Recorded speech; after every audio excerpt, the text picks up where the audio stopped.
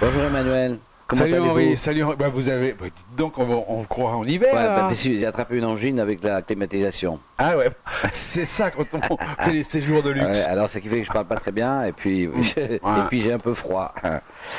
Alors, aujourd'hui Quoi de nous allons neuf? parler. Quoi de neuf? Quoi de neuf? Aujourd'hui on va parler d'un escroc. Enfin, d'un escroc. Enfin, on ne sait pas s'il est un escroc lui, on sait qu'il est à la tête d'une bande d'escrocs. Alors il s'agit de monsieur Olivier Selmati, voilà, j'ai noté son nom.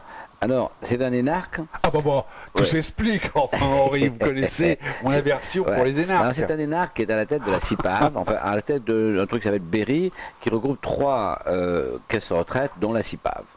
Alors, la CIPAV, c'est quand même 600 000 adhérents, c'est un gros truc, les autres, c'est 50 et 30 000. Bon, en tout, ça fait 680 000 personnes. Donc, ils sont retraités chez ce monsieur qui, je pense, est actuellement le directeur de ces caisses, bien que c'est très difficile à savoir parce que les caisses ne mettent pas leur organigramme.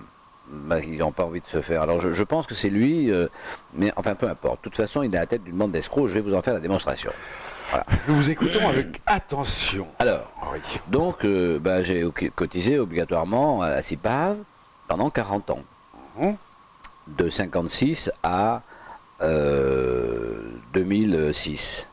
Hein, 56 à 2006. Après, bon, 40 et des brouettes. 40 ans. Donc vous attendiez à avoir une bonne retraite Voilà, déjà. alors, quand c'est 40 ans, si vous voulez, j'ai donné une moyenne en francs constants de 6 000 euros par an, ce qui fait c'est pas mal. 240 000 euros. Ouais. Avec 240 000 euros, si j'avais gardé cet argent, j'aurais acheté 2 appartements de 120 000 euros, Oui. hein, et j'aurais à l'heure actuelle 1 000 euros de loyer net. Voilà. Au lieu de ça, j'ai 405 euros. Bon, déjà, le mec, il se Oui, plante mais il faut de bien qu'ils vivent. non, eux. mais ils se plantent de la moitié. Déjà, quand même, ils sont pas bons. Mais jusque-là, c'est pas des escrocs, c'est simplement ce sont des mauvais. Bon. Quand est-ce que ça devient des escrocs? Ça devient des escrocs parce que figurez-vous que donc il me donne une retraite de 4 800 euros par mois, par an, et Ouais. il me demande. Alors, vous comprenez bien qu'avec 400 euros par mois, il faut qu'on continue à travailler. On peut pas vivre. Il d'accord. semblerait, oui, Puisque oui. le RSI, grosso Non, modo, non, mais- c'est 500 euros. Bien sûr qu'on ne peut pas vivre Hein, avec le ça. seuil alors. de pauvreté, c'est 1000 euros, donc 400 euros, on peut pas vivre. Donc on continue à travailler. Ah, c'est là que ça devient intéressant. Donc, alors qu'on a fini de payer, qu'on a passé les 40 ans, que le contrat est rempli, quand vous continuez à travailler, vous devez continuer à les payer. Vous devez continuer à les payer et ça ne vous rapporte rien. C'est-à-dire ça ne change pas votre mensualité de retraite, ça ne, ce que vous payez n'apporte rien. Et ce que vous payez minimum, c'est 4 324 euros Par an. par an. Donc Comme voilà. vous touchez 4000. 800, il me reste, Donc, il vous reste 536 euros par an, bah, c'est c'est-à-dire pas mal, 44 ça, 44 enfin. euros par mois. C'est bien ça, Non, mais Henri. attendez, c'est vraiment une escroquerie. Ah oui, c'est une C'est-à-dire que- escroquerie. Oui. C'est-à-dire que si vous voulez déjà donner à quelqu'un la moitié de ce qu'il doit avoir comme revenu, par rapport au prix, Oui, oui. à l'argent qu'on lui a pris, mais ensuite lui reprendre cet argent Hum, au motif qu'il faut qu'il travaille parce qu'il n'a pas assez, C'est balèze. Hein. et lui reprendre la totalité de cet argent, Hum. je trouve ça incroyable. Alors, le justificatif, c'est de dire, oui, mais il faut que vous soyez solidaire. Non, mais attendez, solidaire de Ah oui, quoi? non, mais ça, on l'entend. Non, Oui, mais oui. moi, je ne peux pas être solidaire des malversations ou de la mauvaise gestion de cette entreprise. Et puis, si on doit être solidaire des gens qui n'ont pas une retraite assez grosse, eh ben, c'est le pays entier qui doit être solidaire. On n'est pas solidaire une petite partie. On n'est Non. pas solidaire quelques-uns, ça n'existe pas, ça. Non, puis nous, on voudrait bien qu'on soit solidaire avec nous. Oui, ça nous arrangerait bien. Donc ces gens sont des escrocs. Voilà, ces gens sont des escrocs. Et si vous voulez, ils vous poursuivent. Alors, moi, Ah oui. alors, oui, vous allez voir. Par exemple, alors ça, ils me demandent ça pour l'année 2017. Mais si on prend par exemple les années 2008, 2009, 2010, c'est 3 ans, ils me demandent 17 000 euros Ah oui, bah voyons. sur 3 ans. Alors ça fait C'est fort. 6 000 euros. Alors là, ils crèvent le plafond parce qu'ils m'en donnent quand même que 4 008. Hein, ils m'en demandent 6 000 par an. Enfin, c'est vraiment. Et alors, ils vous envoient des huissiers. Ah bah Enfin, oui. c'est l'huissier qui vient là. Ah, bien Le sûr, bah, huissier, ça, il fait c'est- des ATD Ah oui. et vous allez au tribunal. Et vous perdez. Ah, j'ai pas encore perdu, Ah bon. mais je vais au tribunal et le magistrat me dit. Je leur dis, mais c'est des escrocs. Il me dit, méfiez-vous, ils peuvent vous attaquer en diffamation. Alors, je lui dis, monsieur le président, mettons, vous m'achetez une maison, mettons, vous me payez une maison, mettons, bon, et moi je vous livre un garage, ou une cabane de jardin. Plutôt Et une cabane de une cabane de jardin. jardin. Et en plus, vous pouvez parler dedans. Et alors, vous appelez ça comment?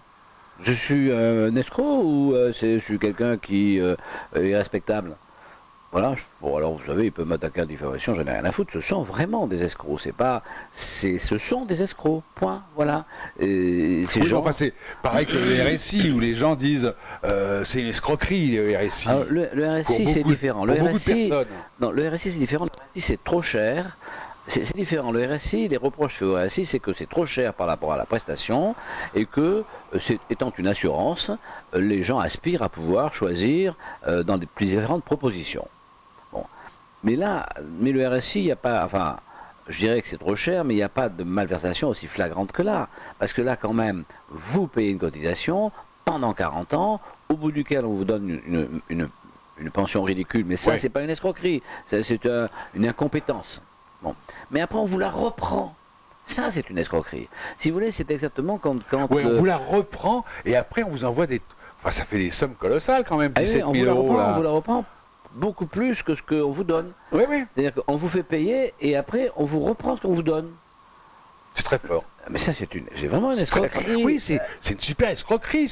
Ah ben oui. Putain, si on pouvait en monter une Vous comme ça... imaginez, je sais pas, vous allez acheter un beefsteak Non, non, mais j'ai chez compris. le Hein. boucher, vous payez votre beefsteak, et à la sortie, il peut Et vous ouais. prendre dans votre panier, il reprend le beefsteak. Non, non, on le reprend, c'est pour les pauvres.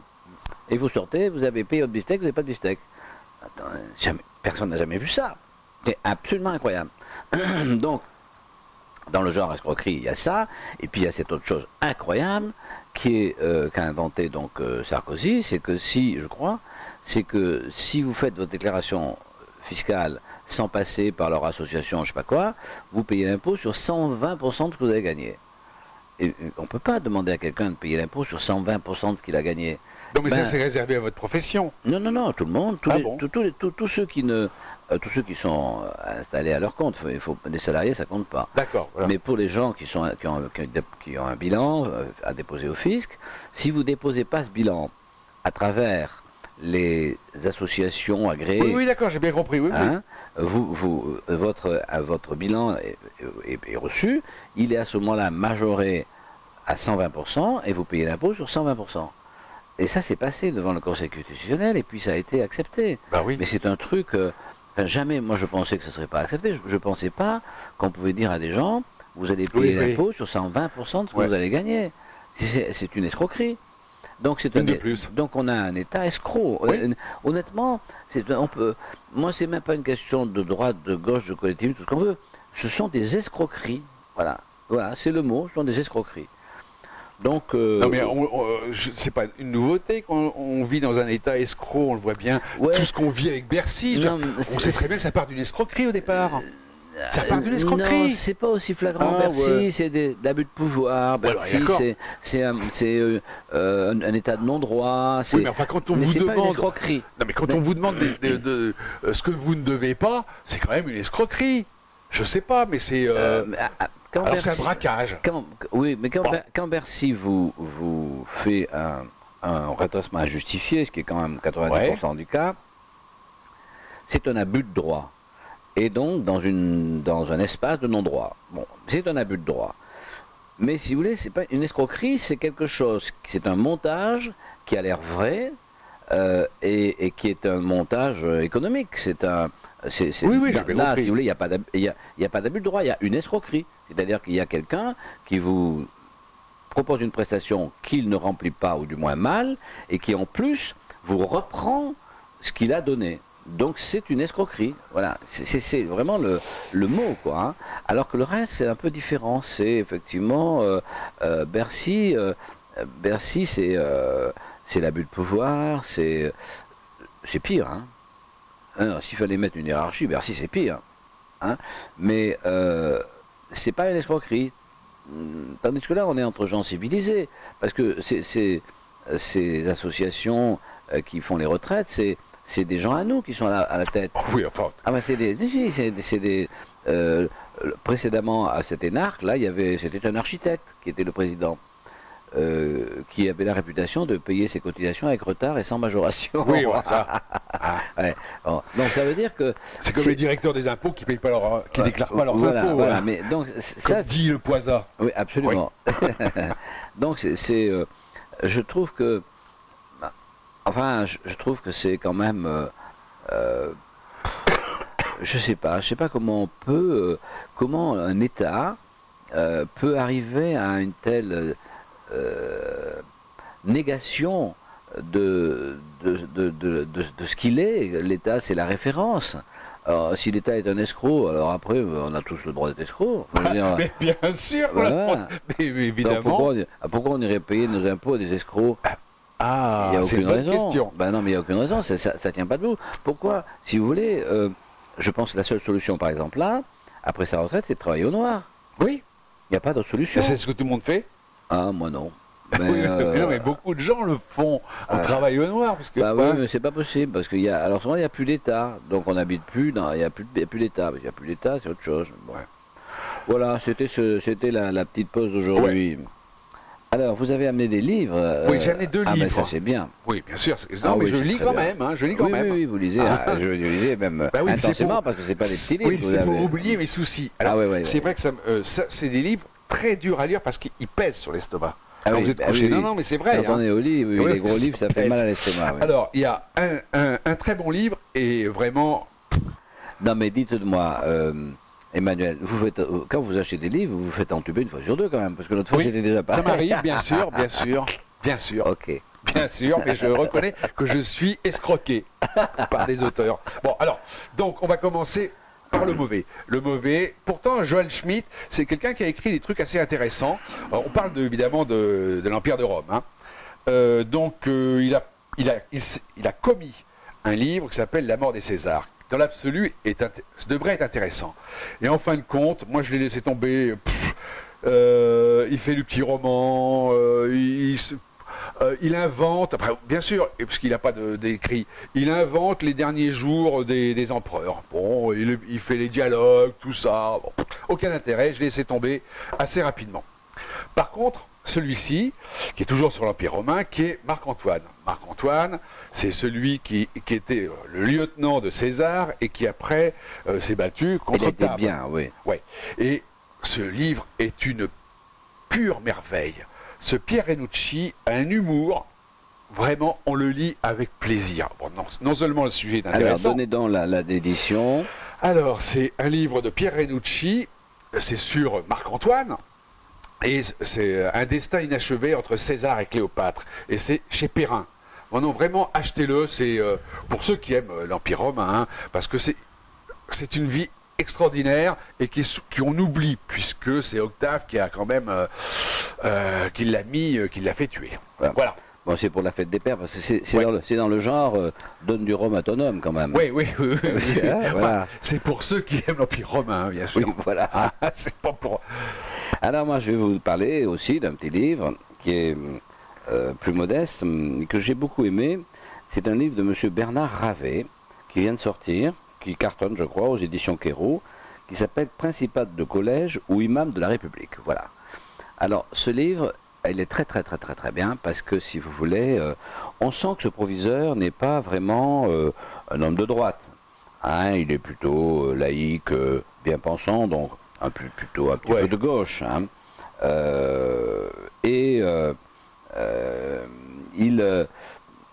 Il est face à la montée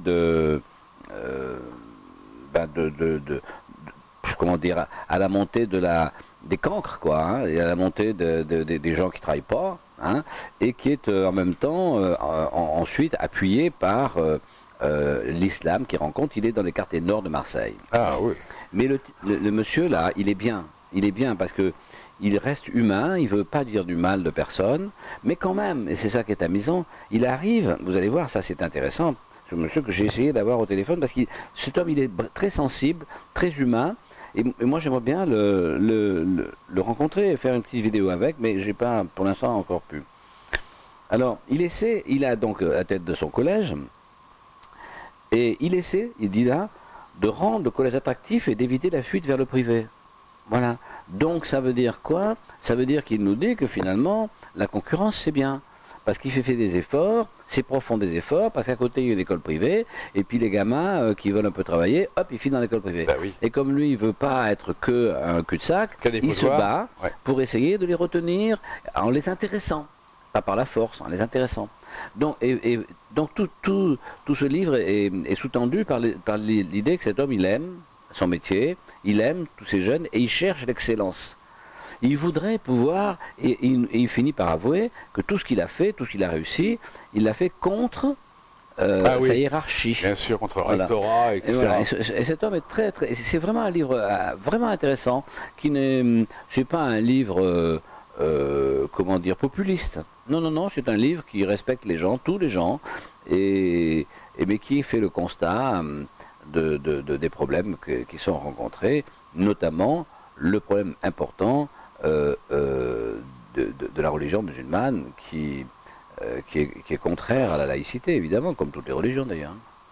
Voilà. Bien. Bon, eh bien écoutez, nous vous disons au revoir, c'est ça? Oui, alors, donc, vous nous donnerez la suite de tout ça quand même. Hein. Ah ben la suite, c'est que je vais perdre. Hein. Bah oui, mais d'accord, mais vous nous le direz quand même. Ah oui, parce que le jugement est rendu le 17 octobre. Non, non, on aime bien, enfin, moi personnellement, j'aime bien les résumés des procès que vous avez perdus. Oui, mais donc je vais vous le faire. Je vais vous faire le résumé, c'est promis. À bientôt. Bon, à bientôt.